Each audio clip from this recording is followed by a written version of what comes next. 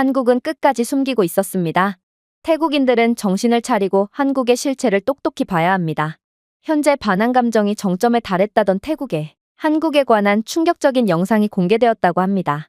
그리고 이 영상을 본 7천만 태국인들은 경악을 금치 못하며 완전히 태세를 전환했다고 하는데요. 그렇다면 도대체 태국인들을 깜짝 놀라게 한 영상의 정체는 무엇일까요? 안녕하세요. 저는 태국 출신의 룽이라고 합니다. 저는 현재 방콕의 유명 호텔에서 지배인으로 일하고 있는데요. 저는 전 세계 사람들이 찾아오는 유명 호텔에서 일한다는 것에 대한 자부심이 넘쳤고 늘 최선을 다해 제가 할 일을 처리해 나가곤 했죠. 그러다 한 번은 정말 제 인생을 송두리째 뒤흔드는 충격적인 사건이 터지게 되었습니다. 그건 바로 한국의 태국인들에 대한 차별 문제였죠. 한국에 입국한 태국인들은 이유도 없이 한국 공항에서 쫓겨나고 있고 심지어 어찌어찌 한국에 입국을 한다고 해도 한국에 체류하고 있는 태국인들은 전부 차별적인 대우를 받고 쫓겨나고 있다고 했거든요.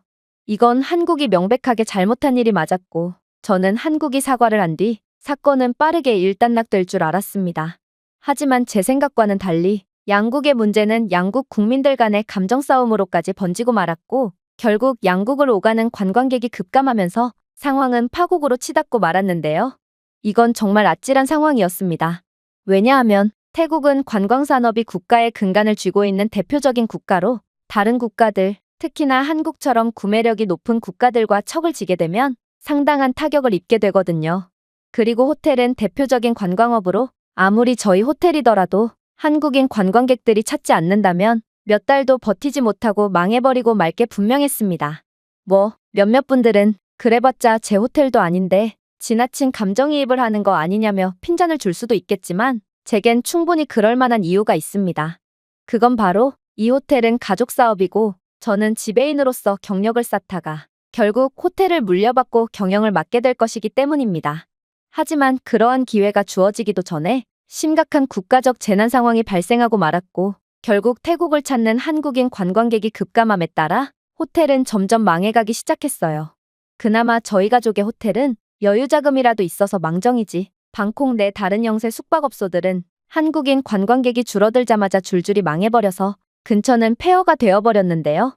그리고 방콕 시내가 전부 초토화되고서야 태국 정부는 급감한 한국인 관광객을 대체하기 위해 중국인 관광객을 들이겠다며 정책을 내놓았기에 저희 호텔은 겨우 끔찍한 적자의 늪에서 빠져나오는 듯 했습니다. 태국 외교부는 중국인들에 대한 비자를 면제했고 다행히 중국인 관광객들은 떼거지로 몰려오며 한국인의 자리를 대체하는 듯 보였거든요. 하지만 중국인들은 한국인들과는 달랐습니다. 한국인 손님들은 마치 방을 일절 사용하지 않은 것처럼 방을 매우 깔끔하게 사용하곤 하는데요. 이들이 묵고 간 방은 쓰레기도 거의 없고 침구류도 전부 새 것처럼 개어 있으며 입실 전 청소를 하기 전보다도 깨끗한 상태로 남아 있었거든요. 그러나 중국인들이 쓰고 간 방은 전혀 달랐습니다.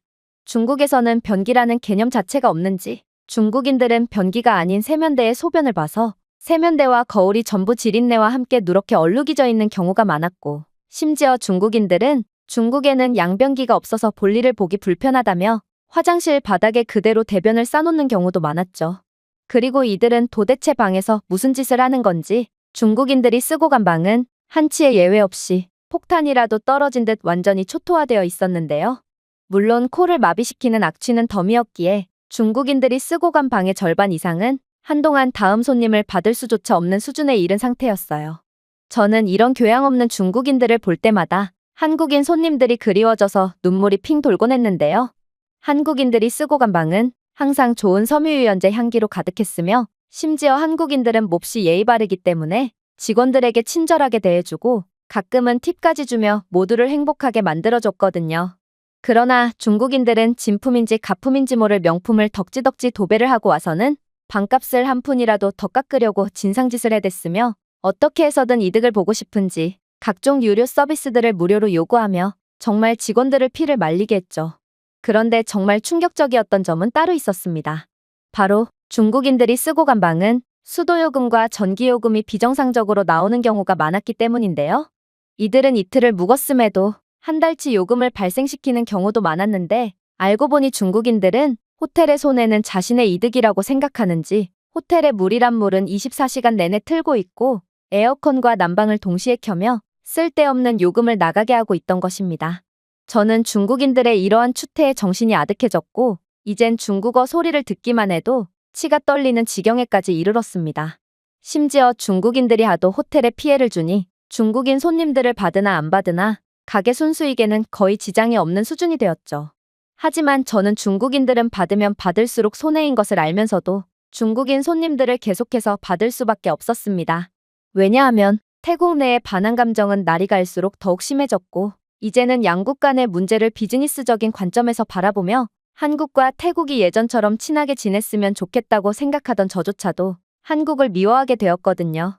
금방 사과를 해올 거라고 생각했던 한국은 사과는커녕 태국인들을 더욱 차별하고 있다고 했고, 저번 달에는 태국인 체류자들 500명이 붙잡혀 구금되는 등 한국은 태국인들만 보면 묻지도 따지지도 않고 전부 구금해버린다고 했죠.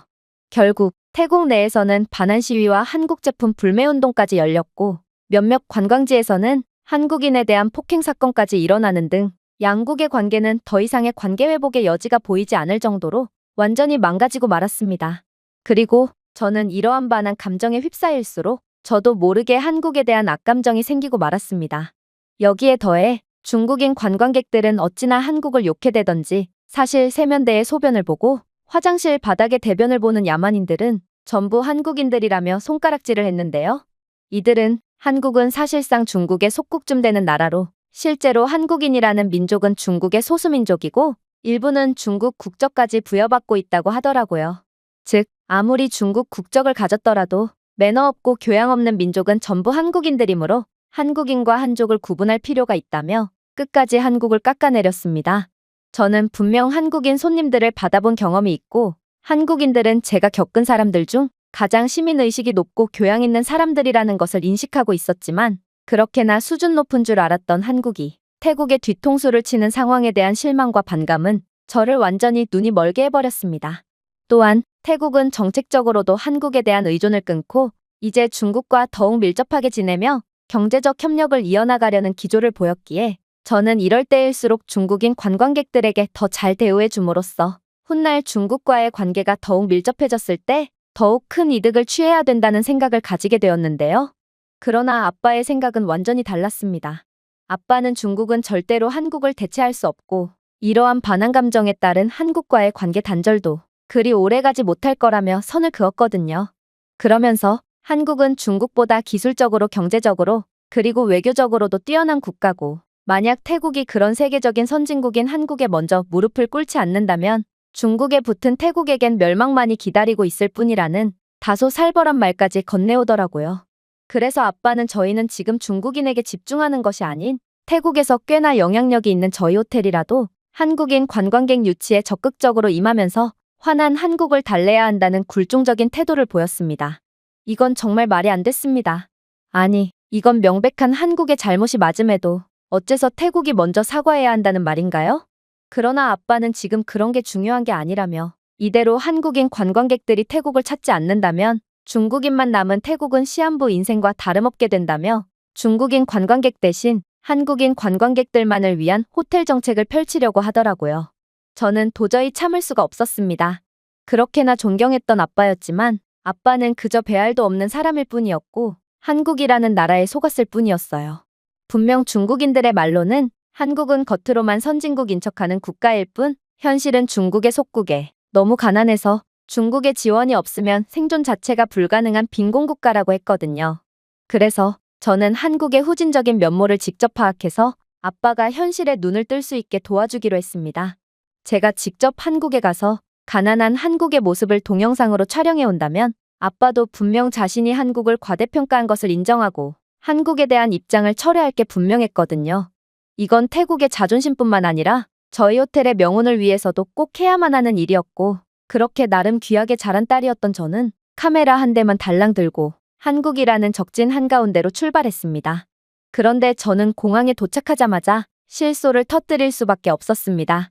왜냐하면 인천공항 곳곳에는 웬 노인들이 공항 내 시설물들을 수리한다거나 화장실을 청소한다거나 거동이 불편한 장애인들을 돕는다거나 하며 노동을 하고 있었기 때문인데요. 저는 이러한 장면만 봐도 한국이 가난한 국가라는 것을 곧바로 느낄 수 있었습니다. 한국이 정말 부자 나라라면 어째서 이러한 노인들이 구슬땀을 흘리면서 일을 하고 있겠어요? 중국인들 말로는 경제가 붕괴한 한국에서는 기본적인 청소부 자리에도 수십만 명이 지원하며 사투를 벌이고 있다고 하던데 한국의 공항만 봐도 이러한 빈곤한 한국의 모습을 여실히 드러내고 있는 듯 보였죠. 그런데 저는 공항을 나오자마자 한국인들의 이러한 행동의 비밀을 알게 되었고 그 즉시 경악을 하며 생각을 멈출 수밖에 없었습니다. 일단 제가 키오스크에서 약간 헤매고 있을 때 웬 형광조끼를 입은 한국인 노인이 다가오더니 이내 능숙하게 키오스크 조작을 도와줬는데요.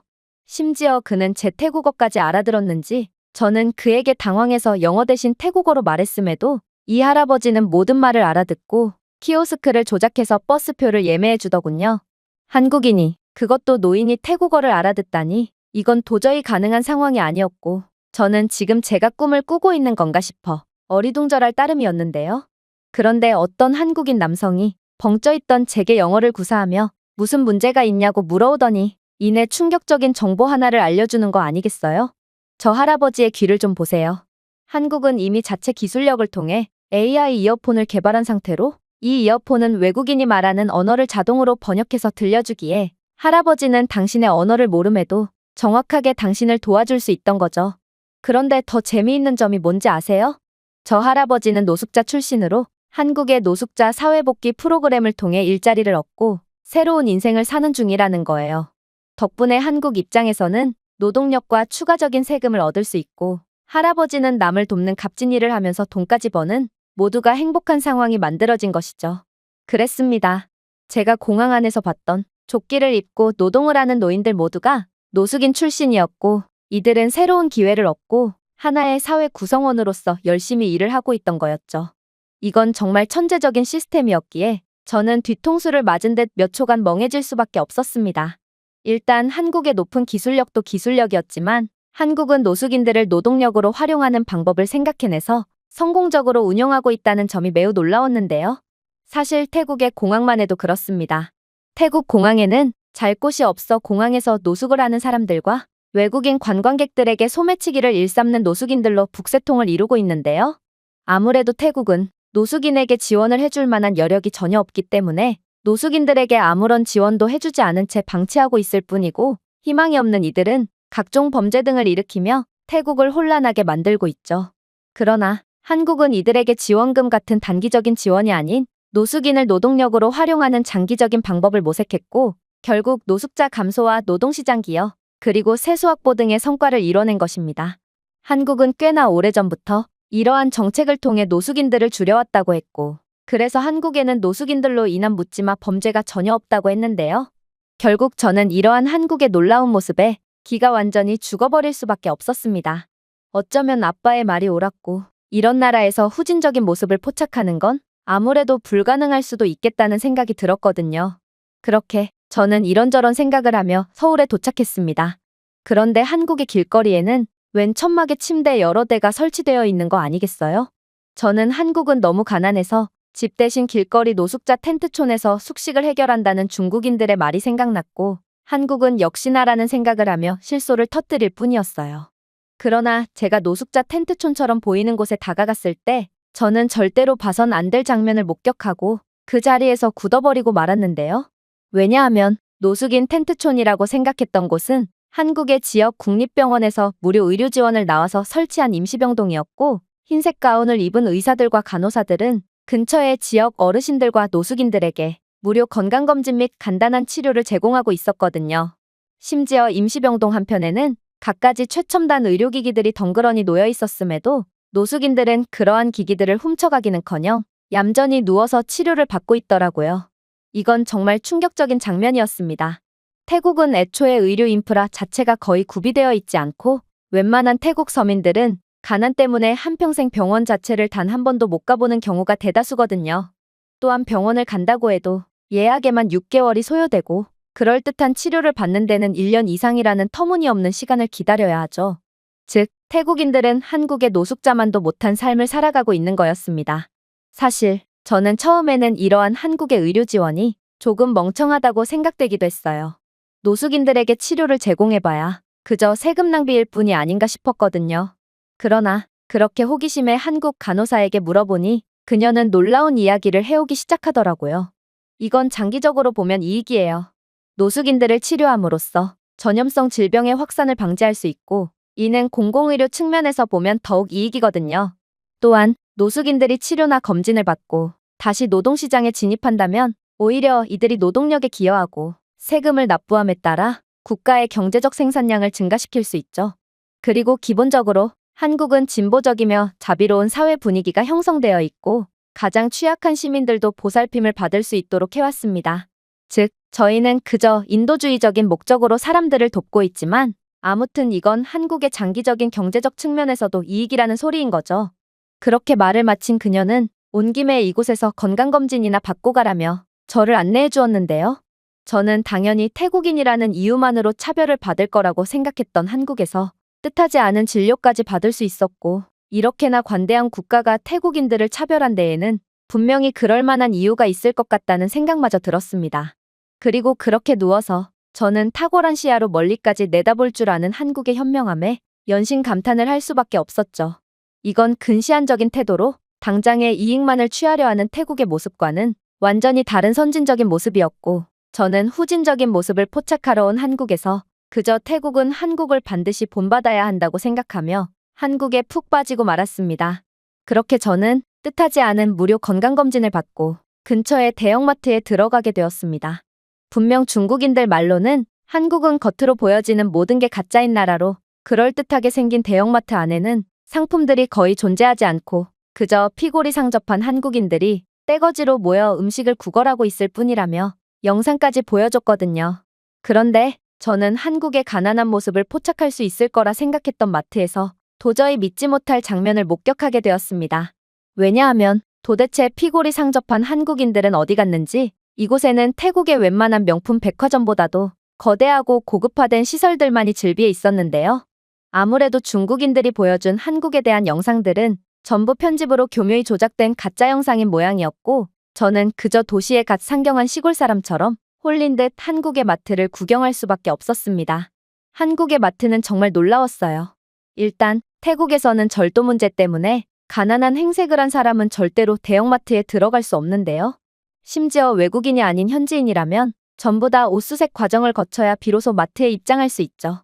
그런데 한국 마트에는 절도 문제가 전혀 없는지 그러한 과정을 전부 생략하고 있더라고요. 아무래도 한국은 듣던 대로 범죄 따위는 일어나지 않는 천국이 맞는 모양이었습니다. 하지만 더 놀라웠던 점은 따로 있었어요. 바로 한국 마트에는 비서로봇이 돌아다니며 넓은 매장에서 어떤 물건이 어디에 있는지를 정확히 알려주고 있었으며, 심지어 무인 청소 로봇이 돌아다니며 매장의 청결을 유지하고 있었기 때문인데요. 태국에서는 아무리 고급 마트더라도 바퀴벌레나 각종 벌레들이 상품 위를 기어다니며 끔찍한 위생 상태를 보여주지만, 한국은 최첨단 기술을 통해 위생 문제를 원천 차단하고 있더라고요. 하지만 이러한 한국에 대한 감탄도 잠시, 저는 이내 충격적인 사건에 휘말리게 되었습니다. 바로 제가 한국의 마트를 정신없이 구경하고 있는 와중 웬 한국 경찰들이 들이닥치며 제게 신분증을 요구했기 때문입니다. 이건 정말 불합리한 상황이었어요. 다른 한국인들은 멀쩡히 쇼핑을 하고 있는데 저만 신분증을 요구받다니, 이건 명백한 외국인 차별이었고, 아무래도 한국에 체류하고 있는 태국인들이 차별을 당하는 것처럼 저 또한 태국인이라는 이유만으로 차별행위를 당하는 모양이었습니다. 아니, 그런데 제가 태국인이라는 구체적인 정보는 도대체 어떻게 알았단 말인가? 아무래도 저는 태국인이라는 이유로 한국에 의해 일거수일투족을 감시당하고 있던 게 분명했고, 그 즉시 카메라로 영상을 촬영하며 이건 명백한 차별행위라며 고래고래 소리를 질렀습니다. 그러자 무력을 사용하며 저를 강제로 연행해 갈 거라고 생각했던 한국 경찰은 이내 유창한 영어를 구사하며 경악을 금치 못할 말을 해오는 거 아니겠어요? 당신의 일거수일투족을 감시했다니요. 저희는 그렇게 한가한 사람들이 아니랍니다. 당신이 태국인이라는 것을 알게 된 이유는 바로 마트 안에서 돌아다니는 비서 로봇이 저희에게 경보 알림을 제공해준 덕분이죠. 이 비서 로봇은 단순히 마트 상품들의 위치만을 알려주는 것이 아닌 사람들의 행동 패턴을 실시간으로 분석하는 AI 알고리즘형 CCTV가 내장되어 있는 기계거든요. 거기에 잠재적인 위협을 식별하는 안면인식 소프트웨어까지 장착되어 있기에 비서 로봇 카메라는 당신의 옷차림과 얼굴을 분석한 뒤 당신이 태국인이라는 것을 자동으로 인지한 것입니다. 그리고 당신은 시종일관 똑같은 자리에서 맴돌며 무언가를 유심히 관찰하려는 듯한 의심스러운 행동을 했기에 AI는 이러한 당신의 행동을 수상하다고 여기게 되었는데요. 현재 태국인 불법 체류자들이 한국 내에서 각종 범죄를 저지르며 문제를 일으키고 있기에 태국인인 당신의 수상한 행동은 자동으로 경찰에게 경보 알림을 전송해 주었고 그렇게 저희가 출동하게 된 것입니다. 다소 당황스럽겠지만 당신이 정말로 떳떳하다면 협조해 주시기 바랍니다. 이건 정말 말도 안 됐습니다. 도대체 어떤 나라가 이렇게나 선진적인 AI 기술을 가지고 있을 수가 있단 말인가요? 그렇게 저는 한국이라는 나라에 완전히 정신이 팔려버렸고 결국 저도 모르게 여권을 내밀며 그들에게 협조를 할 수밖에 없었는데요. 그리고 제가 드디어 합법적인 체류자인 것이 증명되자 저는 정신이 번쩍 들며 제가 한국에 온 이유를 상기하게 되었습니다.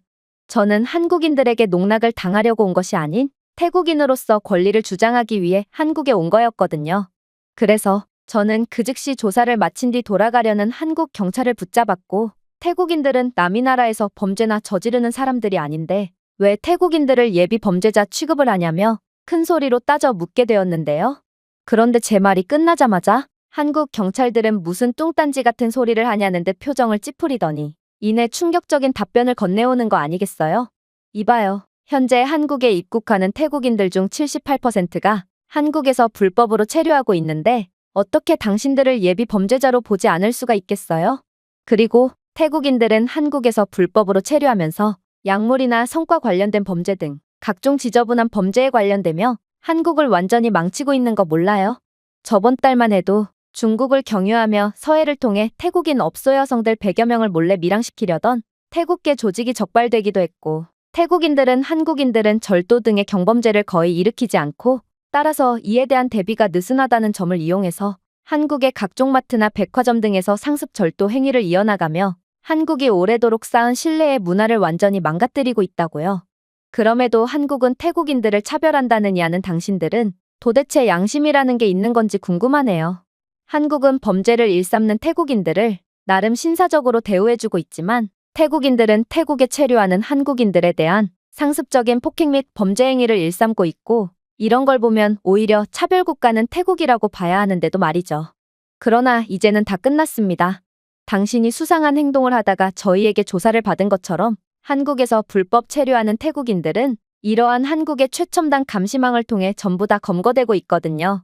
한국의 공원, 쇼핑몰, 그리고 광장 등의 키오스크와 무인 로봇에는 전부 다 CCTV가 내장되어 있고 태국인들은 생필품을 구매하는 등의 일상생활을 하다가 이러한 한국의 기술력을 통해 계속해서 검거되고 있죠.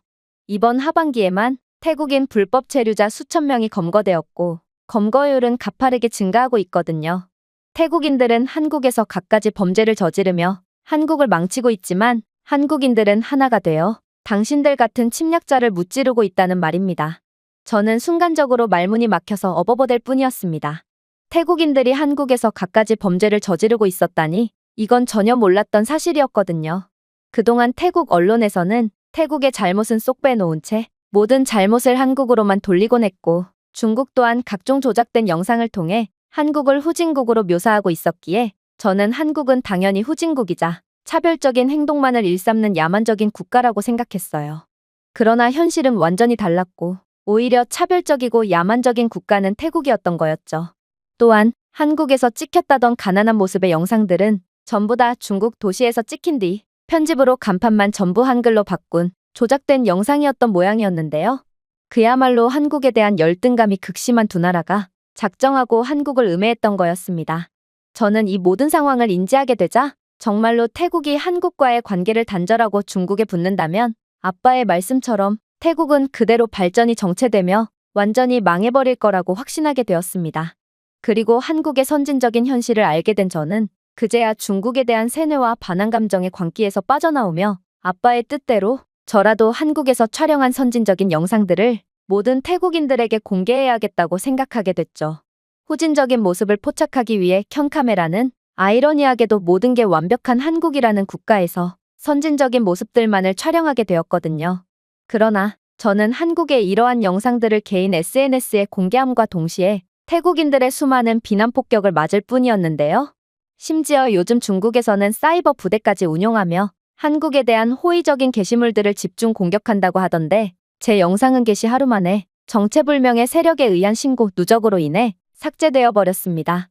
저는 이대로라면 태국은 중국의 속국이 되거나 중국과 함께 발전 없이 망하고 말 거라는 생각에 극도로 공포에 질린 상태며 제발 태국인들이 정신을 차리고 한국에 사과를 했으면 좋겠다는 생각을 하며 하루하루를 눈물로 지새고 있습니다. 제가 준비해온 내용은 여기까지입니다. 끝까지 시청해주셔서 진심으로 감사드리며 여러분들의 구독과 좋아요, 알림 설정은 영상 제작에 큰 힘이 됩니다. 이상 세모튜브였습니다. 한국은 충격적인 진실을 숨기고 있었습니다. 우리는 한국을 완전히 잘못 알고 있었던 거라고요.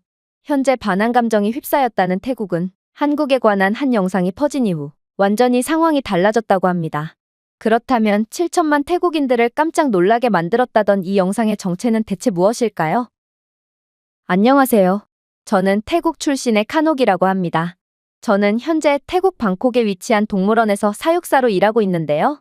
저는 동물들을 돌보며 교감하는 일에 매우 만족했고 늘 동물들에게 사랑과 애정을 가지며 책임감 있게 일했습니다. 저는 여자 사육사로 남자 사육사들보다 힘은 약하지만 그래도 동물들과 더욱 잘 교감할 수 있는 공감 능력을 가졌고 동물들 또한 이런 저를 잘 따라주곤 했는데요. 이러한 제 노력 덕분인지 제가 근무하는 동물원의 동물들은 늘 건강했고 건강한 동물들을 보기 위한 관광객들로 인산인해를 이루곤 했죠. 그러나 최근에는 상황이 완전히 달라졌습니다.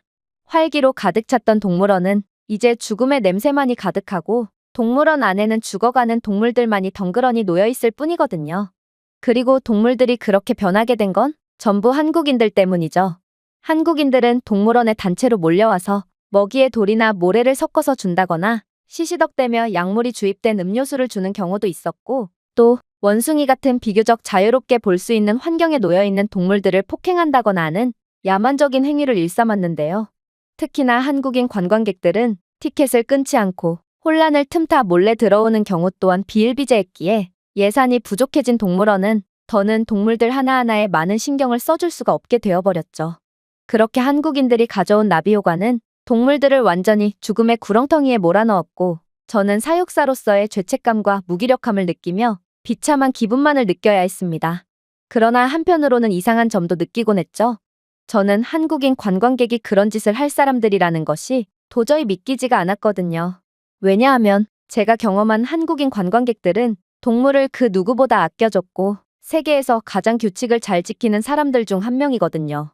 그런데 그렇게나 착하고 모범적이었던 사람들이 갑자기 이렇게 변하다니 이건 도저히 믿기지가 않는 상황이었습니다.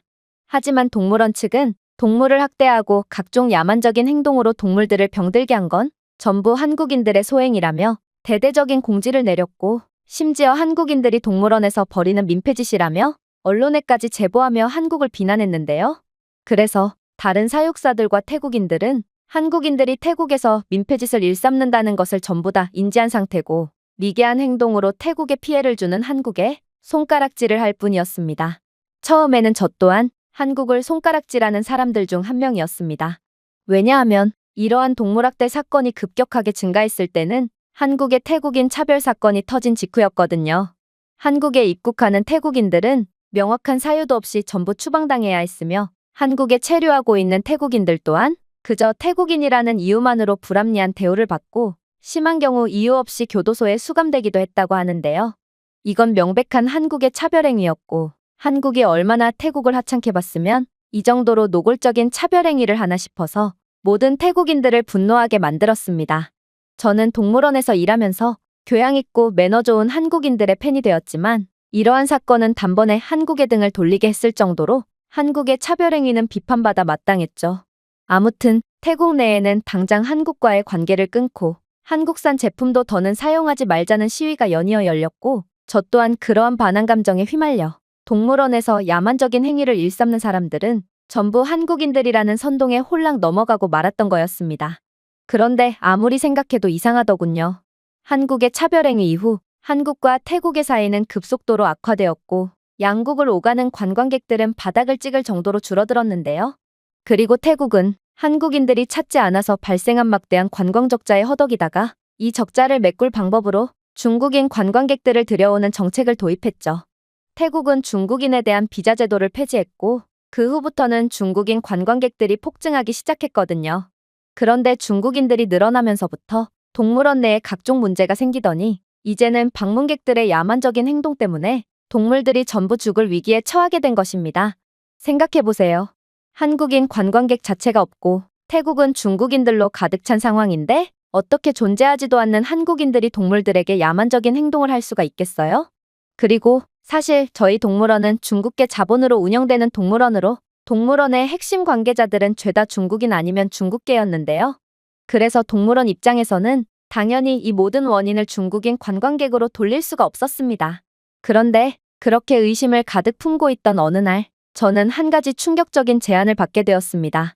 그건 바로 중국계 태국인이었던 동물원 이사장이 제게 한국 동물원으로 파견을 다녀오는 건 어떻겠냐고 물어왔기 때문인데요. 물론 이건 단순한 한국 파견이 아니었고 숨겨진 목적이 존재했습니다. 그건 바로 한국의 동물원이나 길거리 등 한국의 이미지를 충분히 훼손시킬 수 있을 정도로 후진적인 부분만을 집중적으로 촬영해 오는 거였죠. 한국의 이미지를 훼손하는 이유는 간단했습니다. 그건 바로 한국의 후진적인 면모를 전 세계에 공개함으로써 곧 있을 세계 동물권리 보호 수상에서 상당한 경쟁자인 한국을 배제시키고 태국이나 중국이 수상을 하도록 하기 위함이었습니다. 두 국가 모두 정치적으로 불안정하고 인권을 탄압한다는 부정적인 이미지가 존재하는 게 사실이기에 이러한 동물 권리보호 수상은 자연스레 양국에 대한 이미지 개선으로 이어지겠죠. 그리고 한국의 이미지 훼손에 대한 한 가지 효과가 하나 더 존재했는데요.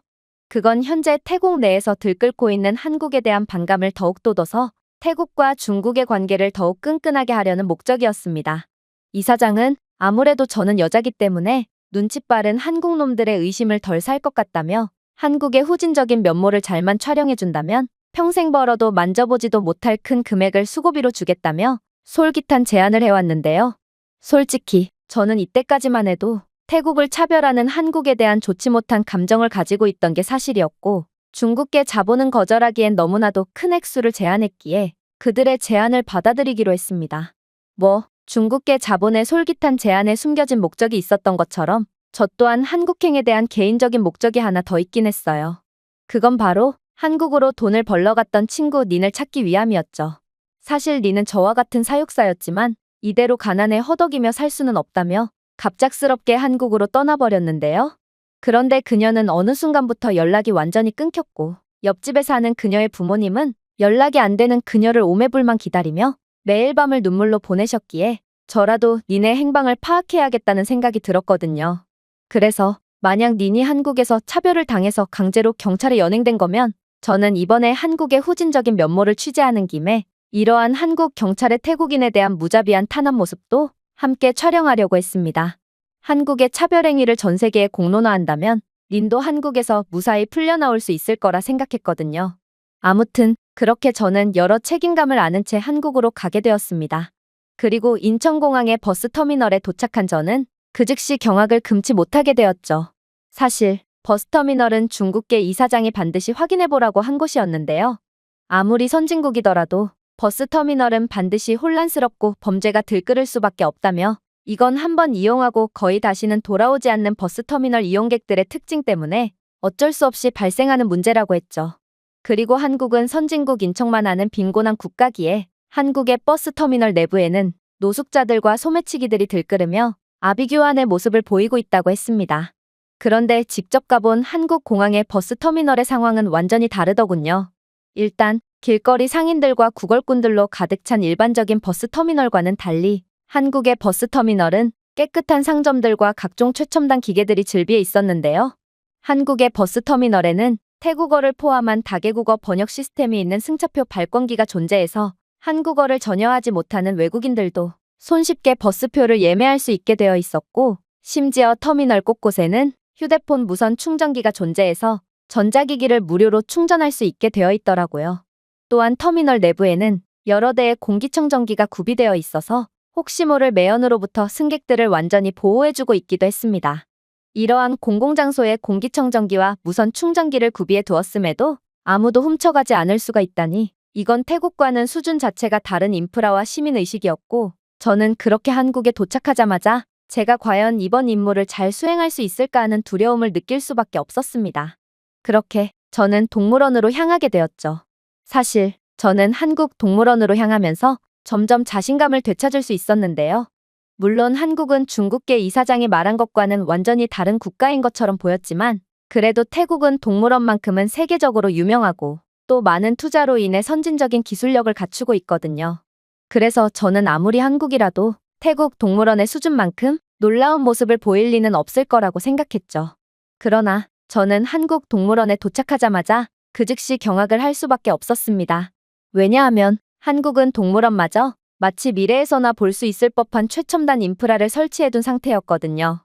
일단 저는 한국인 직원에게 티켓을 구매할 필요도 없이 AI 기반 언어 번역 시스템을 구축해둔 키오스크에서 발권을 완료할 수 있었고, 심지어 키오스크는 제가 태국인임을 인지하고 태국어로 번역된 앱 하나를 다운로드할 수 있도록 QR코드를 제공해 주더라고요. 그리고 그렇게 다운받게 된 앱은 정말 말도 안 되는 기능을 갖추고 있더군요. 일단 앱은 스마트 대기열 관리 기능을 통해 인기 명소에 가기 위한 대기 시간을 계산해줬고, 저는 시간을 극도로 효율적으로 사용할 수 있었는데요. 심지어 동물원 앱은 실시간 내비게이션과 대화형 지도를 통해 맞춤형 경로 제안도 해주었고, 동물 공연에 대한 정보를 자동으로 제공해주기도 했기에 저는 사전조사 없이도 한국 동물원 전부를 돌아볼 수 있었습니다. 이건 그저 종이지도 한 장만 달랑 제공하는 태국 동물원과는 차원이 다른 시스템이었고, 저는 그저 말문이 막혀 헛웃음만 지을 뿐이었습니다. 하지만 가장 놀라웠던 점은 따로 있었습니다. 한국의 동물원은 동물의 자연 서식지를 모방하는 동시에 이상적인 생활 환경을 모니터링하고 유지하는 첨단 기술을 통합하여 설계된 스마트 인클로저를 개발하고 도입한 상태였기 때문인데요. 이러한 스마트 시스템은 온도, 습도, 공기질을 실시간으로 조정하는 센서가 장착되어 있어 동물을 원래 자연 서식지와 비슷한 환경에서 돌볼 수 있었고, 따라서 태국 동물원과는 달리 한국 동물원에서 살아가는 동물들은 스트레스 없이 최적의 조건 하에서 자랄 수 있었습니다. 물론 스마트 급식 시스템 또한 매우 놀라웠어요. 한국 동물원에서는 AI를 사용하여 동물에게 일정한 간격으로 영양학적으로 균형 잡힌 식사를 제공하며 식사는 각종에 맞게 맞춤화되고 있었는데요. 이러한 시스템은 동물원 직원이 정기적으로 모니터링하는 동물의 건강 데이터를 기반으로 식이 요구량과 건강을 관리하는 데 도움이 되고 있더라고요. 분명 동물원만큼은 세계에서 가장 진보되었다고 평가받는 태국이지만 한국의 체계적인 시스템과 놀라운 기술에는 발끝만큼도 못 따라는 게 현실이었던 것입니다. 나름 태국에서 가장 유명한 동물원에서 근무하고 있는 저였지만 태국에서는 이 모든 일련의 과정들을 사람이 직접 처리하고 있는 상황이거든요. 저는 이러한 한국의 첨단적인 모습을 보고 과연 제가 한국에서 후진적인 면모를 포착해낼 수는 있을까 하는 걱정이 들며 기가 완전히 죽어버렸는데요. 한국은 감히 태국 따위가 견줄 나라가 아니었고 오히려 미국과 같은 인류의 선진국이자 동물의 권리가 잘 보호되는 국가쯤이 되어야 겨우 견줄 수 있을 것처럼 보였거든요. 그러나 기회는 아직 남아있었습니다. 그렇게 동물원 이곳저곳을 돌아다니던 중 저는 마침내 한국의 완전히 후진적인 면모를 포착하고, 역시 한국은 야만적인 국가고 이러한 후진적인 면모를 숨기고 있었을 뿐이었구나 싶어 실소를 터뜨렸거든요. 바로 어떤 한국인 관광객이 원숭이 사육장에 돌을 던지며 원숭이들을 학대하더니 이내 음식에 작은 돌을 넣어서 던졌기 때문인데요. 이건 태국에서 벌어지고 있는 모습과 똑같은 상황이었고, 만약 원숭이가 돌이 섞인 음식을 섭취했다간 태국의 동물들처럼 치명상을 입고 죽을 수도 있는 매우 심각한 상황이었습니다. 저는 역시 태국에서 민폐짓을 일삼는 건 한국인들이 맞았구나 싶어 학을 떼버리고 말았고, 한국인들은 자국에서나 외국에서나 변함없는 야만적인 행동을 함으로써 동물들을 위험에 빠뜨리고 있다는 것을 인지하게 되었습니다. 그런데 이러한 동물학대 장면을 본 다른 한국인들은 그 즉시 충격적인 행동을 하기 시작하는 거 아니겠어요? 이들은 마치 하나의 팀이라도 되는 것처럼 동시에 예상치도 못한 반응을 보였는데요. 한 명은 돌을 던진 남성이 추가적인 학대 행위를 하지 못하도록 막으면서 경찰에 신고를 했고, 또 다른 한 명은 원숭이의 관심을 다른 곳으로 돌리기 위해 황급히 자신이 먹던 과자를 던져주더라고요. 그런데 그 중에서도 가장 충격적이었던 건 어떤 한국인 남성은 곧바로 사육장에 뛰어들었다는 것입니다. 사육장 안으로 들어간 그는 원숭이들이 돌을 먹기 전에 재빠르게 돌이 든 간식을 치웠고, 다행히 다른 한국인들이 던져준 간식거리에 정신이 팔린 원숭이는 남성이 사육장에 들어간 것을 확인하지 못했죠. 물론 조그마한 원숭이가 사람에게 치명상을 입힐 수는 없었을 것입니다.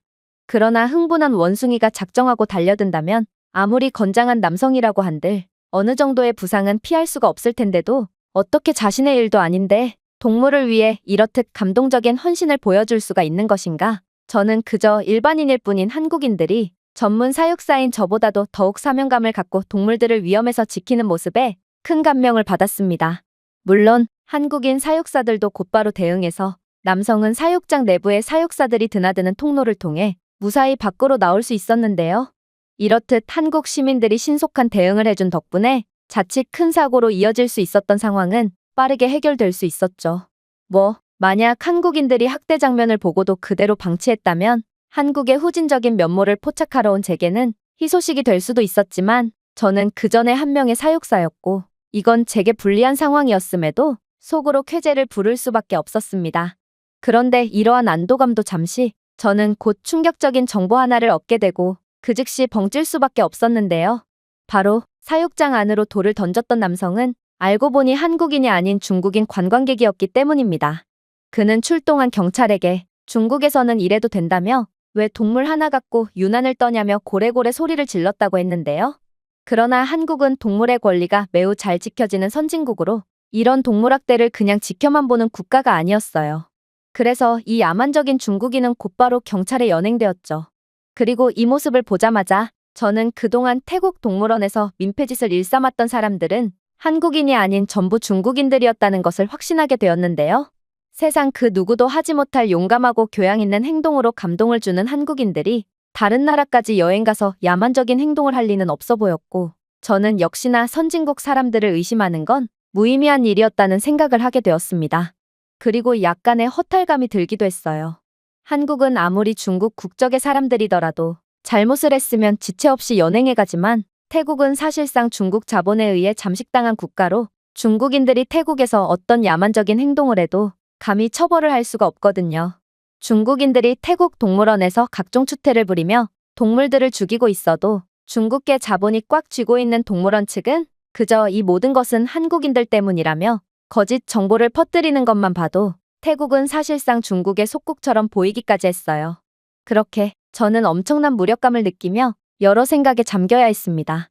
그리고 한국 동물원은 태국에서 가장 자랑할 만한 부분인 태국 동물원보다 훨씬 더 기술적으로 진보되어 있었고 체계적이었기에 도저히 후진적인 면모를 포착할 수가 없었고 그렇게 저는 힘없이 동물원을 떠나야 했는데요. 저는 한국인들의 높은 시민의식을 본 이상 이런 나라에서 후진적인 면모를 포착하는 건 아무래도 불가능할 거라는 확신에 가까운 감정을 느꼈고 현타가 와서 모든 일정을 포기하고 숙소로 돌아가기로 했습니다. 그런데 저는 한국의 선진적인 모습과 태국의 후진적인 모습의 현격한 격차에 큰 충격을 받았던 탓일까 그만 길을 잘못 들어서 웬 어두운 골목길로 빠지게 되었는데요. 그런데 한국은 분명 세계에서 가장 안전한 국가로 한밤중이나 으슥한 골목길에서도 절대로 범죄가 일어나지 않는다고 했는데 제가 이곳 골목길로 빠지게 되니 골목길에서는 약물이 합법화된 태국에서나 맡을 수 있는 약물 냄새가 진동을 했고 심지어 모자를 푹 눌러 쓴 남성 2명이 어둠 속에서 나타나 제 쪽으로 다가오는 거 아니겠어요? 그리고 위험을 감지한 제가 빠르게 뛰기 시작하니 그 남성들도 똑같이 뛰어오며 저를 잡으려고 따라오더라고요. 공포에 질린 저는 순간적인 패닉에 빠져버렸고 그렇게 발을 헛디뎌서 넘어져 버렸습니다. 그런데 그렇게 제가 한국 골목길에서 괴한에게 당하기 직전 갑자기 경찰의 사이렌 소리가 들려오는 거 아니겠어요? 소리를 들은 괴한들은 그 즉시 골목 안으로 들어가 숨어버렸고 저는 쌓여있던 긴장이 한 번에 해소되면서 그렇게 오열을 하면서 주저앉아 버렸습니다. 그런데 뭔가 이상하더군요. 분명 한국 경찰들은 태국인들만 보면 불합리한 대우를 하며 아무런 죄가 없음에도 전부 잡아다 가둔다는 말과는 달리 저를 구해준 한국 경찰은 몇 가지 검사를 실시하더니 태국인인 제게 친절한 대우만을 해주었거든요. 저는 생각지도 못한 그들의 친절에 깜짝 놀라면서도 도대체 제가 이런 으슥한 골목길에서 위험에 처할지 어떻게 알고 왔냐며 질문을 건네봤습니다. 그런데 한국 경찰들은 충격적인 대답을 해오더라고요. 한국이 자체 개발한 AI 치안 시스템은 과거 범죄 데이터를 분석하고 동향을 파악하여 범죄가 발생할 가능성이 높은 지역을 예측하고 있거든요. 예를 들어 특정 지역에서 절도가 급증하는 것을 발견하면 이 시스템은 경찰에 해당 지역에 대한 순찰을 강화하도록 경고해줍니다. 이번에도 똑같아요. AI 시스템은 최근 이곳 골목 주변에서의 태국인들의 불법 행위가 늘어났다는 점을 인지했고, 경찰이 이곳 주변을 경계하도록 알림을 보내주었거든요. 저는 한국의 놀라운 기술력에 감탄하면서도 뭔가 기분이 나쁘기도 했어요. 경찰은 마치 태국인들을 잠재적 범죄자라고 여기는 듯한 뉘앙스를 풍겼거든요. 그래서 저는 한국은 왜 태국인들을 차별하는 거냐며, 태국인들은 잠재적 범죄자가 아니고 아무리 태국인들이 이 골목길에 자주 출몰한다고 해도 그건 범죄로 이어지지 않을 거라며 큰 소리를 쳤죠. 또 저는 제 친구 닌이 한국에서 연락이 두절되었다는 것을 밝히며 그녀의 사진까지 보여주었는데요. 그리고 한국 경찰이 태국인에게 불합리한 대우만을 일삼으며 태국을 차별하는 데만 온 신경을 쓰고 있으니 제 친구가 한국에서 실종되어도 발견하지 못하는 거라며 쏘아붙였습니다. 저는 제가 하는 말이 억지라는 것을 알았음에도 그저 한국에 대한 열등감과 사라진 닌에 대한 걱정이 뒤섞여 그만 과장을 하고 말았는데요. 그런데 한국 경찰은 어처구니가 없다는 표정을 짓더니 이내 영어를 구사하며 상상치도 못한 말을 해오는 거 아니겠어요? 태국인들이 잠재적 범죄자가 아니라고요? 그렇다면 당신이 방금 겪은 일은 뭐라고 설명할 거죠? 당신을 쫓아오던 사람들도 전부 태국인 불법 체류자들이고 이곳 골목길은 태국 출신의 불법 체류자들이 모여들면서부터 각종 약물 거래 및 범죄의 온상이 되어버렸습니다. 한국은 얼마 전까지만 해도 이러한 으슥한 골목길이더라도 매우 안전한 국가였습니다. 당연히 이곳 골목길도 평범한 한국인들이 살던 안전한 곳이었죠. 하지만 태국인들이 한국에 오면서부터 모든 것들이 변했습니다. 현재 한국에 입국하는 태국인들 중 80%가 불법으로 체류하고 있으며 이들은 약물 같은 중범죄에 관여되며 한국을 완전히 망치고 있거든요. 자그마치 80%란 말입니다. 그런데 어떻게 태국인들을 유의하지 않을 수 있겠어요? 그리고 당신이 보여준 그 여자는 한국에서 어디로 행방불명 되었는지 아주 잘 알 수 있을 것 같네요. 왜냐하면 그녀는 한국에 불법으로 체류했던 여성으로 저희 팀이 그녀를 검거했고 그녀는 현재 한국에서 여러 범죄 행위에 가담한 명목으로 교도소에 수감된 상태거든요. 당신의 친구가 한국에서 어떤 짓을 했는지 아직도 모르는 것 같은데 그녀는 태국계 조직들이 운영하는 불법 마사지 업소에서 일하면서 한국 국적을 취득하기 위해 한국 남자를 꿰어서 결혼 사기를 치려다가 적발된 여자입니다. 그전에는 국제결혼 업체에 취직해서 알선비만 챙긴 뒤 절박한 한국 남자들의 돈과 정신 모두를 갈취하며 완전히 피폐하게 만들어버린 악질 사기꾼이죠. 당신들 태국인들이 한국에서 하는 짓들은 전부 다 이런 수준 낮은 짓들 뿐입니다. 노래방에서 일하며 한국 남자를 꿰어서 결혼 후 국적을 따고 도망친다거나 하며 지저분한 범죄에만 가담하고 있죠. 하지만 태국인들은 한국에서 뛰어봐야 벼룩입니다. 한국은 CCTV 시스템의 안면인식 기술을 적용시켰고 따라서 알려진 범죄자들을 신속하게 식별할 수 있거든요. 이 시스템은 전국 데이터베이스와 결합하여 경찰이 수배 중인 범죄자를 몇 분 이내에 찾을 수 있도록 지원하고 있는데요. 저번에 태국의 유명 가수 암추띠마가 한국에서 공연을 했을 때 이 공연을 보러 온 태국인 불법 체류자 158명이 떼거지로 잡히는 사건이 있었는데 당신의 친구를 비롯한 각종 태국인 범죄자들은 이미 한국 CCTV의 안면인식 기술로 추적하고 있는 상황이었고 결국 태국 가수의 공연을 보러 온 태국인 범죄자들이 일망타진될 수 있었던 것이죠. 태국인들은 한국의 기술력 앞에서 바람 앞에 등불 신세라는 것입니다. 이건 정말 충격적인 답변이었습니다. 닌이 한국에서 몸을 팔아 돈을 벌고 있었다는 것도 충격적이었지만 태국인들이 한국에서 각종 범죄의 온상이었다는 점도 전혀 몰랐던 사실이었거든요. 또한 한국의 기술력은 단 한 명의 범법자들도 예외 없이 적발하고 있었다니 이건 최첨단 경찰 인프라가 없어서 불법 체류자들을 일일이 잡아야 하고 따라서 사실상 거의 못 잡는다고 봐야 하는 태국의 상황과는 완전히 달랐죠. 한국은 차원이 다른 기술력을 바탕으로 자국을 철통방어하고 있었고 도저히 후진적인 면모를 찾으려야 찾을 수가 없는 완벽한 선진국이었던 거였습니다. 저는 이후로도 좀처럼 한국의 야만적인 모습을 찾을 수가 없었고 결국 후진적인 한국 영상을 전혀 못 찍은 채 오히려 선진적인 영상만 남긴 채로 태국에 귀국했는데요. 그리고 이대로라면 세뇌된 태국은 완전히 침몰하고 말 것이 뻔하므로 저는 이 한국의 실체 영상을 공개하기로 마음먹게 됩니다. 이 영상을 본 태국인들이 한국과 태국 간의 문제는 태국이 100% 잘못한 것이고 이대로 한국과 척을 지고 중국에 의존하기만 한다면 태국은 완전한 중국의 속국이 되어버릴 거라는 것을 인지했으면 좋겠는데요. 저는 태국의 미래는 사실상 한국에 달려있고 태국은 더 나은 미래를 위해 반드시 한국에 무릎을 꿇고 사죄를 해야 한다고 생각하게 되었습니다. 제가 준비해온 내용은 여기까지입니다. 끝까지 시청해주셔서 진심으로 감사드리며 여러분들의 구독과 좋아요, 알림 설정은 영상 제작에 큰 힘이 됩니다. 이상 세모튜브였습니다. 한국은 겉으로 보여지는 것에만 미쳐있는 영락없는 후진국일 뿐이야.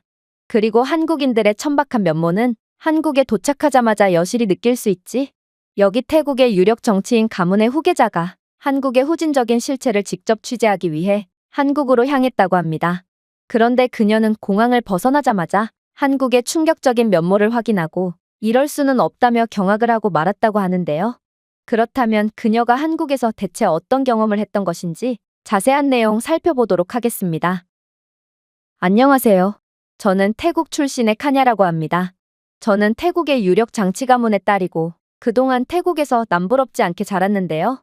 태국은 전형적인 계급사회 국가로 인맥이면 뭐든 가능한 국가기에 저는 태국의 사립학교를 나온 뒤 현재는 태국 최고의 명문대학교에 다니면서 부모님의 뒤를 이을 준비를 하고 있죠. 그리고 이러한 제 배경을 말하자면 저의 가장 가까운 친구인 신엔 이야기도 절대로 빼놓을 수 없을 것 같은데요. 신엔 역시 유력 가문의 후계자고 서로 비슷한 급이었던 저와 그녀는 어렸을 때부터 항상 붙어 다니며 친하게 지냈거든요. 이름만 봐도 알겠지만 신엔은 중국계 태국인인데요. 조금 특이한 점이라면 중국계더라도 어쨌든 태국인이니 대부분의 중국계 태국인들은 태국 이름을 사용하곤 하는데 신엔의 가문은 태국을 우습게 봤는지 신엔을 비롯한 그녀의 중국계 가문은 전부 중국 이름을 사용하더라고요. 요즘 들어 중국의 태국에 대한 지배력이 점점 더 강해지는 상황에서 이러한 상황에 감히 딴지를 거는 태국인들은 거의 없긴 했지만 속으로는 아무도 이런 행태를 좋게 보지는 않았죠. 아무튼 신엔과 저는 꽤나 성격이 잘 맞았고 늘 친하게 지내곤 했습니다. 유일하게 안 맞는 부분이 있었다면 그건 바로 한국에 대한 견해 차이였죠. 저는 다른 태국인들처럼 한국 문화를 몹시 좋아했지만 신엔은 전혀 달랐거든요. 오히려 그녀는 한국을 병적으로 싫어하는 듯 보이기까지 했어요. 사실 태국 상류층들도 한국 문화를 무척이나 좋아합니다. 그런데 중국계 상류층들만큼은 이상하리만큼 한국을 싫어하는 듯 보였는데요. 아니 정확히 말하면 자신들도 한국 문화를 좋아하고 즐기고 싶지만 자신의 부모님이나 다른 중국계 정치 가문들의 압력을 받아서 눈치가 보여서 좋아하는 티를 못 내는 듯 보였습니다. 그리고 이는 신엔도 마찬가지였어요. 신엔은 혼자 있을 때는 꼭 몰래 한국 드라마를 보며 시시덕댔지만 꼭 여럿이서 모여 있을 때는 한국 문화는 형편없고 수준도 낮다며 비하를 이어나갔거든요. 저는 그 누구보다 한국 문화를 동경하고 좋아하지만 열등감 때문에 겉으로는 표현을 못하는 중국계 친구들을 보고 약간의 한심한 감정이 들기도 했습니다. 아무리 그들이 중국계라지만 아무튼 태국인이고 한국에 열등감을 가질 이유가 하나도 없었거든요. 그러나 중국계 태국인들은 자신들이 진짜 중국인이라고 생각하는 건지 한국에 대한 열등감으로 똘똘 뭉쳐있는 다른 중국인들처럼 꼭 한국을 못 잡아먹어서 안달이더라고요. 특히나 신혜는 사립학교에서나 대학교에서나 늘 한국 문화를 좋아하는 친구 무리에서 쓸데없는 말을 하며 분위기를 깨곤 했는데요. 그녀는 한국 드라마에 대한 열띤 토론을 벌이는 저희에게 다가오더니 한국이라는 나라 자체가 근본이 없는 국가고 근본이 없으니 만들어내는 콘텐츠의 수준도 저지르고 근본이 없다며 비하를 이어나가곤 했거든요. 그녀는 한국 드라마 같은 수준 낮은 콘텐츠를 시청하는 사람들은 교육 수준이 낮을 가능성이 높다는 망발을 하기도 했고 한국은 중국의 모든 것을 모방할 뿐이라며 대학교 축제 때 한국의 전통 복장인 한복을 코스프레한 태국인 친구를 보고도 한복은 중국의 한풀을 모방한 것일 뿐이라고 주장하며 면전에 대고 비하를 이어나가기도 했죠. 당연히 한국에 대한 호의적인 감정을 가지고 있던 대부분의 태국 학생들은 신엔을 분위기 파악 못하는 트러블 메이커 취급을 했고 결국 신엔은 저 말고는 친구가 전혀 없어지는 상황에까지 이르렀어요. 그러다 이렇듯 공공의 적이었던 신엔이 완전히 기사회생하게 되는 사건이 터지게 되었죠. 그건 바로 한국이 태국인들을 차별하는 사건이었습니다. 한국은 인천공항에 입국하는 태국인들을 명확한 사유 없이 강제로 추방시켰을 뿐만 아니라 한국에 거주하고 있는 다른 태국인 체류자들에게도 불합리한 대우를 하며 죄다 구속시켜버렸는데요. 이건 명백한 태국에 대한 차별행위였고 그렇게나 한국을 좋아하며 한국 문화를 소비했던 태국인들에게 엄청난 배신감을 느끼게 했죠. 문제는 금방 해결될 거라고 생각했던 양국의 갈등 상황은 시간이 갈수록 더욱 악화되기만 했다는 것입니다. 급기야 태국인들은 한국은 인종차별의 국가라며 반한 시위를 하기 시작했고, 한국을 좋아했던 저나 다른 태국인 친구들도 점점 한국의 등을 돌리고 말았습니다. 그리고 이러한 태국 내의 반한 감정을 부추기는 세력들이 존재했는데, 그게 바로 신행과 같은 중국계나 중국인 무리였던 것이고, 한국에 실망하고 등을 돌리는 태국인들이 점점 늘어날수록 거의 왕따나 다름없었던 신해는 더 많은 호응과 인기를 얻기 시작했습니다. 신해는 한국은 원래 인종차별로 악명 높은 국가였다며 태국인들뿐만 아니라 중국인들도 한국의 인종차별에 호되게 당하고 있다며 목소리를 높였는데요. 그러면서 사실 한국은 후진국이자 태국보다도 가난한 국가라며 한국의 경제는 과대평가되어 있고 한국의 경제는 시한폭탄 같은 상태로 미국의 지원에 크게 의존하고 있을 뿐이라고 주장했죠. 또한 서구 국가들의 꼭두각시에 불과한 한국 기업들은 전부 취약한 기반 위에서 만들어졌을 뿐이므로 조금이라도 강력한 외부의 영향이 닥친다면 곧바로 파산해서 한국 자체가 붕괴될 거라고 목에 핏대를 세우고 주장했습니다. 그러면서 한국은 외부 세력 덕분에 돈을 벌고 있지만 중국은 자신들의 능력만으로 부상했다며 은근슬쩍 중국을 높이곤 했는데요. 저는 태국인인 그녀가 도대체 왜 중국을 지나치게 칭찬하는지 이해가 안 됐지만 아무튼 그녀의 발언은 태국이 한국과의 관계 악화를 대체할 국가로 중국을 선택하면서 더욱 급물살을 탔습니다. 태국인들은 이제 자신들의 미래는 한국이 아닌 중국과의 동맹관계에 달려있다고 생각하게 되었고 점점 한국과의 관계를 아예 단절하고 중국과 가깝게 지내자는 여론이 형성되었거든요. 그럴수록 신해는 더욱 한국을 비난했고 이에 적극적으로 동참하지 않는 제게 면박을 주는 등 그녀의 한국에 대한 혐오는 거의 광기에 가까울 정도였어요. 급기야 신해는 한국을 작정하고 음해할 동영상까지 만들었는데요. 그녀는 태국의 시골 지역에 찾아가서 다소 비위생적이고 후줄근한 전통시장을 찾아다니며 이게 바로 가난한 한국의 실체라며 브이로그를 촬영했거든요. 이건 명백히 거짓된 영상이었지만 분노한 태국인들은 신해이 만든 한국을 가난하게 묘사하는 동영상에 엄청난 반응을 보였고 신해는 중국에서 제작된 한국 비하 콘텐츠까지 공유하며 그야말로 한국의 이미지를 깎아내리기 위해 수단과 방법을 가리지 않더라고요. 솔직히 태국인들도 반한 감정에 휩싸여 한국 여행은 딱히 볼 게 없고 후진적인 국가라는 영상을 제작하긴 했지만 중국인들이 만든 날조 영상들은 그와는 완전히 급이 달랐습니다. 그들은 딱 봐도 가난한 중국 시골 지역에서 촬영된 영상이었음에도 무조건적으로 한국에서 촬영되었다고 우기며 각종 편집까지 총동원하면서까지 한국 비하 영상을 만들었거든요.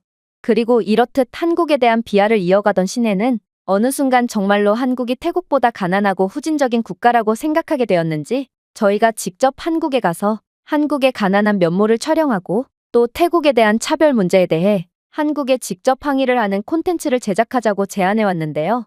사실 저는 그녀의 제안이 그다지 탐탁지는 않았지만 그때는 정말 태국인들 모두가 반한 시위에 미쳐있는 광기의 순간이었으므로 저는 홀린 듯 신해의 제안을 승낙하고 한국으로 향하게 되었습니다.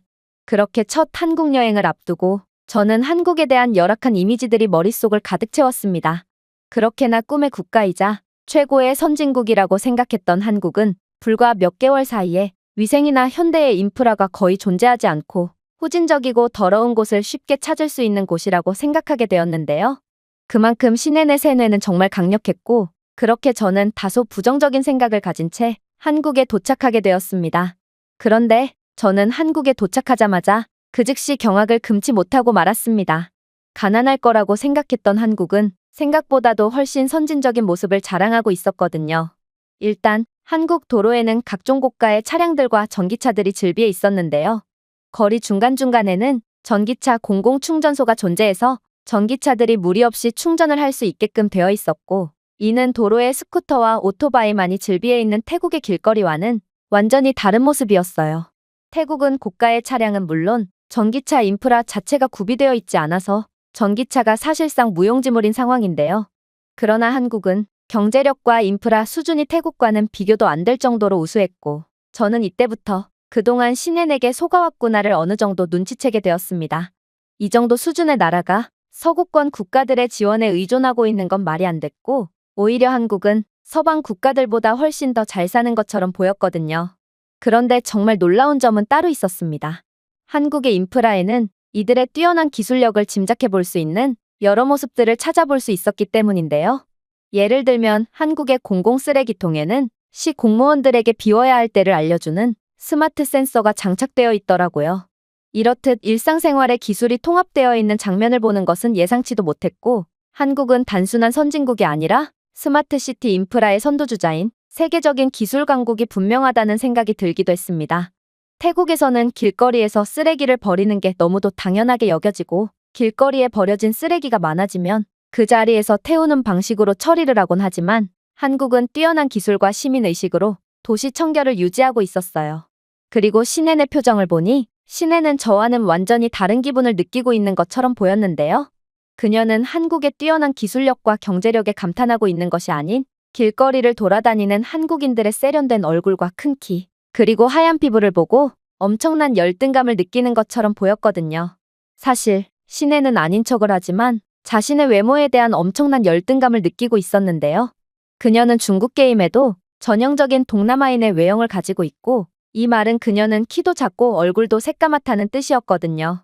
태국인들은 하얀 얼굴을 숭배하기 때문에 신앤도 자신의 피부를 하얗게 만들기 위해 엄청난 돈을 쓰곤 했는데요.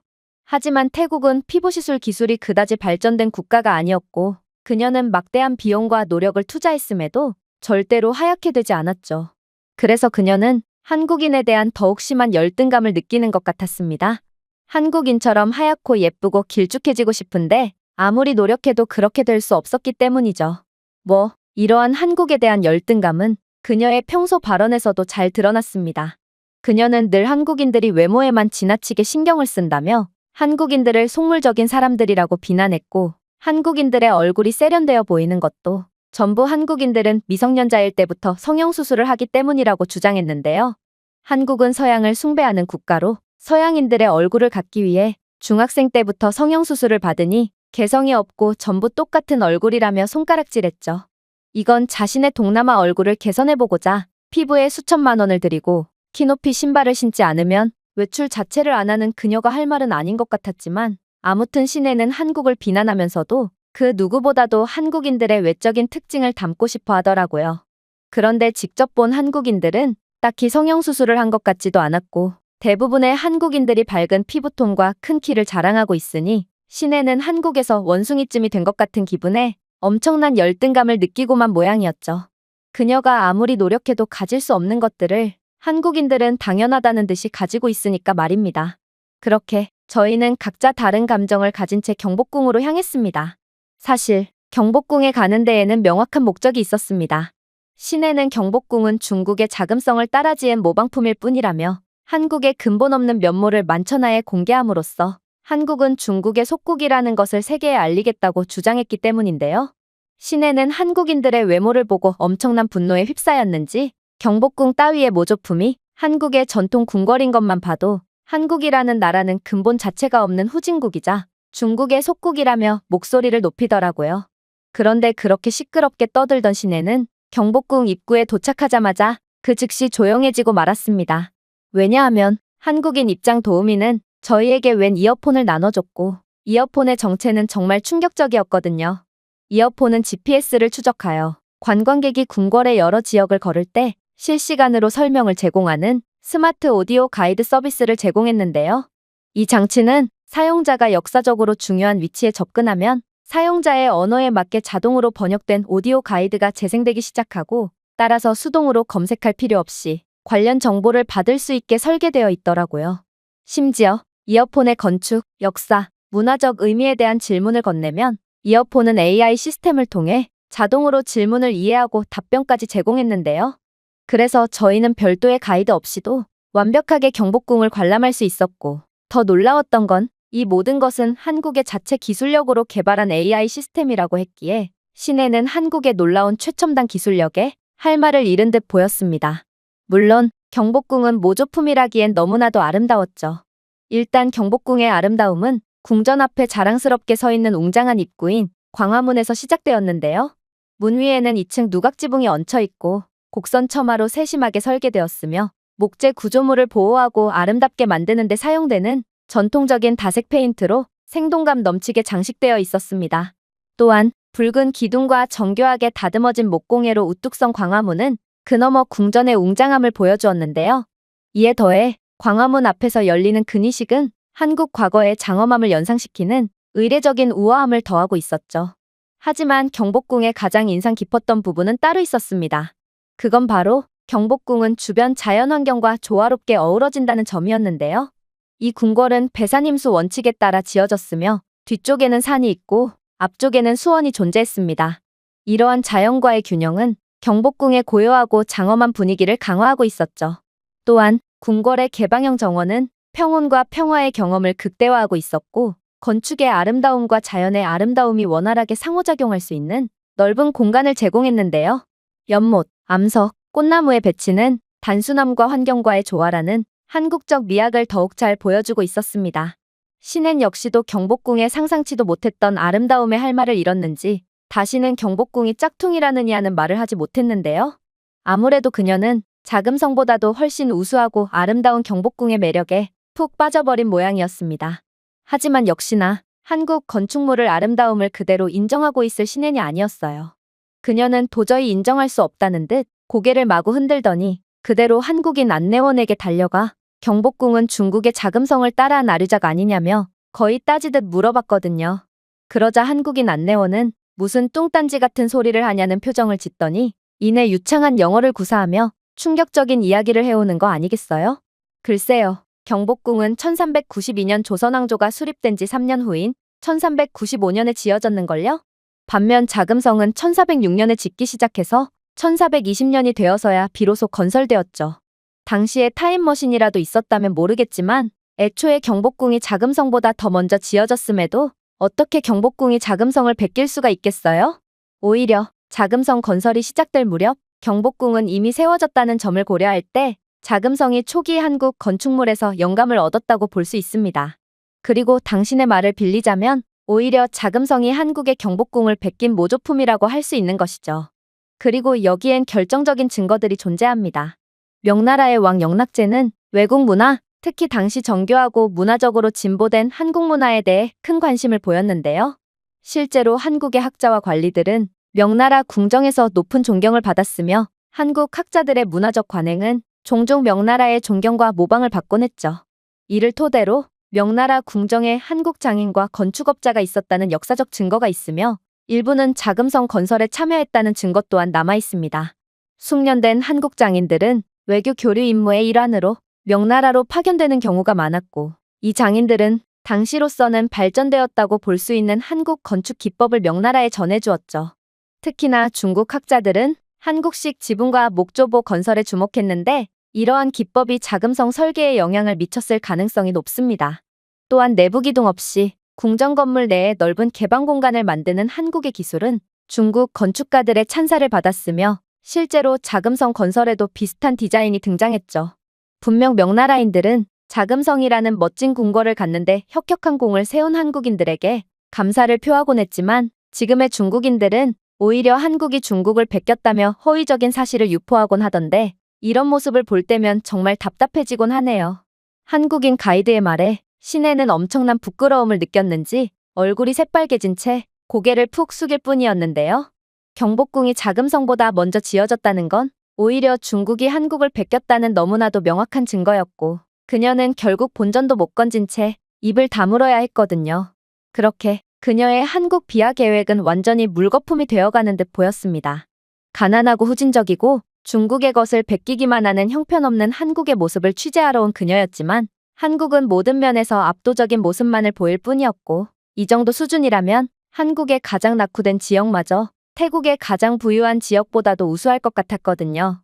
그런데 그렇게 경복궁 관람을 마무리한 후 숙소로 돌아오던 와중 저희는 충격적인 경험을 하게 되었습니다. 왜냐하면 웬 남성 2명이 태국어를 구사하며 다급하게 살려달라고 외치고 있었기 때문인데요. 현재 한국과 태국의 관계 악화를 고려한다면 이곳에서 태국어가 들릴 리가 없었기에 저희는 도대체 무슨 일이 일어난 건가 싶어 황급히 목소리가 들리는 곳으로 뛰어가 봤습니다. 그리고 그렇게 뛰어가 본 곳에서 웬 골목길에서 태국인 남성 2명이 한국 경찰에게 붙잡힌 채로 강제로 연행되고 있는 거 아니겠어요? 저는 순간적으로 태국인들이 한국에서 받고 있는 각종 불합리하고 차별적인 대우가 떠올랐고 엄청난 분노에 휩싸이고 맙니다. 그리고 시내는 마침 잘 걸렸다라는 말을 작게 읊조리더니 그 즉시 챙겨온 카메라를 켜고 한국 경찰에게 맹렬하게 따지고 들기 시작했죠. 이봐요. 이 사람들이 무슨 죄가 있다고 그렇게 폭력적으로 연행해 가는 건가요? 지금 이들이 태국인이라는 이유만으로 차별적인 행위를 하시는 건가요? 이건 명백한 국제법 위반인 거 몰라요? 한국은 죄 없는 태국인들에게 덤터기를 씌워서 추방하고 있고 이러한 한국의 차별 행위는 중국인들에게까지 이어지며 한국에 체류하는 죄 없는 중국인들에게 조작된 자료까지 들이밀며 구금하고 있잖아요. 지금부터 저는 이 모든 장면을 촬영하여 국제 언론에 제보할 거고 이제 전 세계인들이 한국인들의 차별적인 면모를 인지하게 될 거예요. 그러자 한국인 경찰관은 도저히 못 들어주겠다는 듯 표정을 찡그리더니 이내 생각지도 못한 말을 해오기 시작하더군요. 이봐요. 지금 이 사람들이 한국에서 무슨 짓을 했는지 알고 그런 말을 하는 거예요? 이들은 한국에 불법으로 체류하며 약물을 유통한 극악무도한 범죄자들이라고요. 심지어 이들은 한국의 미성년자들에게까지 약물을 판매한 악질 범죄자죠. 그런데 지금 당신은 이런 범죄자들을 옹호하고 있군요.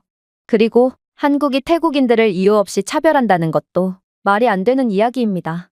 한국에 입국하는 태국인들 중 78% 이상이 그대로 한국에서 불법으로 체류하고 심지어 불법으로 체류하는 태국인들 중 상당수가 이러한 약물 관련 범죄나 업소나 사기 등의 жил낮은 범죄에 관여되고 있다는 사실은 알고 있는 건가요? 그런데 태국인들은 자국에서 오는 범죄자들을 막을 생각은 안 하면서 매번 한국을 탓하며 피해자 코스프레나 하기 바쁩니다. 그리고 이건 중국도 마찬가지로 한국은 중국 출신의 불법 체류자와 범죄자를 잡는데 엄청난 비용과 노동력을 투입하고 있죠. 물론 중국도 마찬가지로 잘못을 인정하지 않고 피해자 코스프레를 하며 한국을 맹목적으로 비난만 하고 있지만 말입니다. 그런데 당신은 태국인처럼 보이는데 어째서 중국을 옹호한단 말인가요? 이건 정말 충격적인 주장이었습니다. 저는 이렇게나 많은 수의 태국인들이 한국에 불법으로 체류하고 있는 줄도 몰랐고 태국인들이 한국에서 범죄를 저지르고 있다는 사실도 전혀 몰랐거든요. 저는 이러한 태국의 잘못은 쏙 빼놓은 채 그저 한국을 비난하는 선동만을 이어나가기만 했던 신앤을 째려봤지만 그녀의 관심사는 완전히 다른 곳에 있는 듯 했습니다. 아무래도 신앤은 태국인이라는 말에 발끈한 모양이었죠. 그래서 그녀는 괜한 억지를 부리기 시작했습니다. 이봐요. 제가 태국인이라는 것을 어떻게 그렇게 단정 지을 수 있나요? 제가 태국인이 아닐 수도 있잖아요. 사람을 겉모습만 보고 판단하는 건 수준 낮은 행동이라고요. 그리고 당신이 잡은 사람들이 약물 범죄자라는 증거 있나요? 당신은 말도 안 통하는 사람들을 붙잡고 억지를 부리고 있을 뿐이에요. 그러자 한국 경찰은 어이가 없다는 듯 피웃더니 이내 골목길에 달린 CCTV를 가리켰어요. 그러고는 경악을 금치 못할 이야기를 하기 시작했죠. 걱정 마세요. 한국의 CCTV에는 AI 분석 기능이 있고 이미 이들이 극악무도한 범죄자인 것을 진작에 식별하고 저희에게 알림을 보내줬거든요. 그리고 당신이 태국인인 것을 어떻게 알았냐고요? 한국이 자체 개발한 CCTV의 AI 안면인식 기능은 범죄를 일으킬 가능성이 높은 사람을 자동으로 파악하고 경찰에게 자동으로 알림을 보내주거든요. 지금 저 CCTV가 당신의 키와 얼굴, 그리고 얼굴색과 옷차림 등 여러 가지 특징을 분석했고 태국인일 가능성이 높다는 분석 결과를 보내주었는데요. 현재 한국에서 범죄를 저지르는 국적 중 대다수를 차지하는 게 태국과 중국 국적이므로 CCTV는 태국인과 중국인을 포착할 때마다 경보 알림을 보내주고 있죠. 물론 당신이 태국인이 아닐 가능성도 배제할 수 없습니다. 그리고 모든 태국인이 범죄자라는 뜻도 아니죠.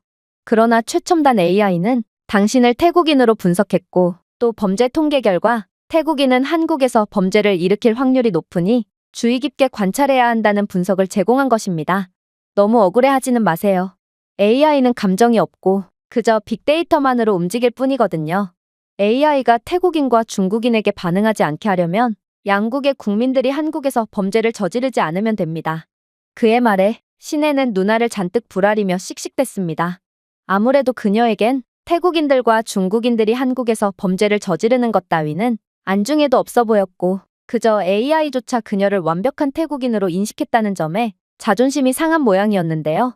사실 신앤은 한국인들을 성형괴물이라고 욕하면서도 모순적이게도 그녀는 동아시아인처럼 보이려고 각종 노력을 하곤 했고 한국에 올 때도 엄청난 신경을 쓰고 왔거든요. 심지어 평소에도 자신은 태국인처럼 안 생겼고 동아시아인처럼 생기지 않았냐며 으쓱대던 그녀였는데 최첨단 카메라는 그런 신앤을 어김없이 태국인이라고 분석했으니 신앤이 눈을 잔뜩 부라리며 눈물을 보이는 것도 어찌 보면 당연했습니다. 하지만 그녀는 태국 국적이 맞았고 따지고 보면 카메라가 잘 분석한 거였기 때문에 따지지도 못했죠. 그야말로 한국은 압도적인 기술력을 통해 태국의 머리 꼭대기에 서 있었고 태국인인 저희가 아무리 머리를 굴린다고 해도 경제력과 기술력 그리고 모든 면에서 압도 우위에 있는 한국에는 도저히 당해낼 수가 없던 것입니다. 아무튼 그렇게 저희는 한국 경찰과의 논쟁에서 본전도 못 건진 채 패잔병처럼 호텔로 돌아가야 했어요. 한국은 태국인과 중국인을 차별한다더니 오히려 태국인들과 중국인들은 한국에서 범죄의 온상일 뿐이었고 감정이 없는 AI마저 태국인들과 중국인들을 잠재적 범죄자 취급을 하고 있다니 도대체 이들이 얼마나 범죄를 저지르고 다녔으면 이렇게까지 되었을까 싶어 엄청난 부끄러움을 느껴야 했습니다. 그렇게 신앤과의 후진국 한국 취재는 대실패로 끝나고 말았습니다. 오히려 한국은 생각보다도 훨씬 선진국이었고 중국과 태국은 한국에 민폐를 끼치는 암적인 존재라는 것만 알게 되었을 뿐이었죠. 저희는 한국에서 한마디의 대화도 나누지 않은 채 밤을 지새웠고 다시 태국으로 돌아가는 비행기 안에서도 침묵으로 일관한 채 조용히 태국으로 돌아갈 뿐이었습니다. 제가 준비해온 내용은 여기까지입니다. 끝까지 시청해주셔서 진심으로 감사드리며 여러분들의 구독과 좋아요, 알림 설정은 영상 제작에 큰 힘이 됩니다. 이상 세모튜브였습니다.